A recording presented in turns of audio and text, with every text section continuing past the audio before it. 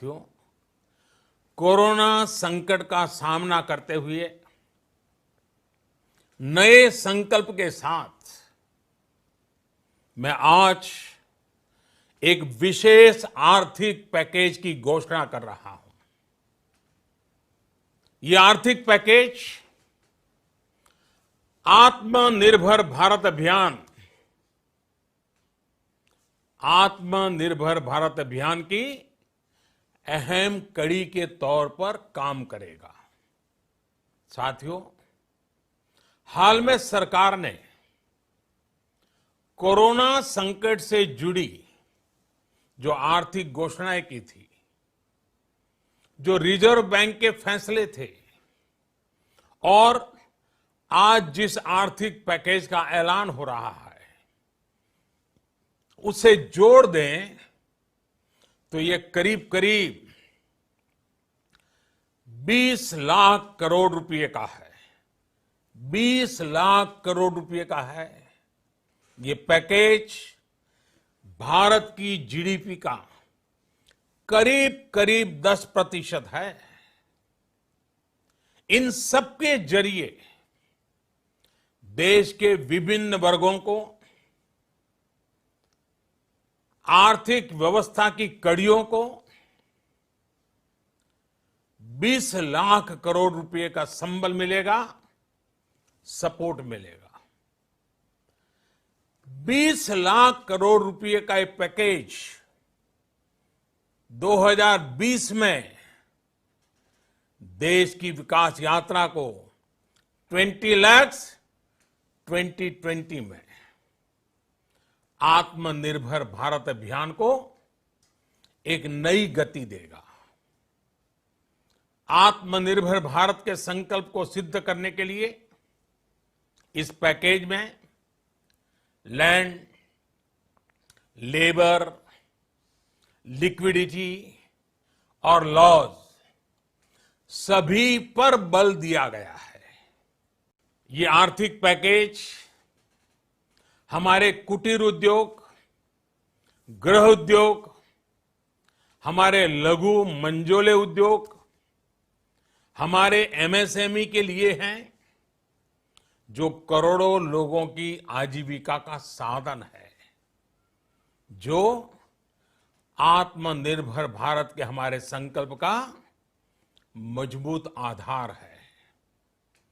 ये आर्थिक पैकेज देश के उस श्रमिक के लिए हैं, देश के उस किसान के लिए हैं, जो हर स्थिति, हर मौसम में देशवासियों के लिए दिन रात परिश्रम कर रहा है।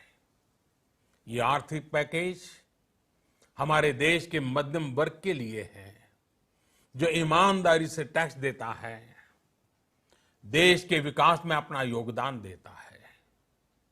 ये आर्थिक पैकेज भारतीय उद्योग जगत के लिए है, जो भारत के आर्थिक सामर्थ्य को बुलंदी देने के लिए संकल्पित है।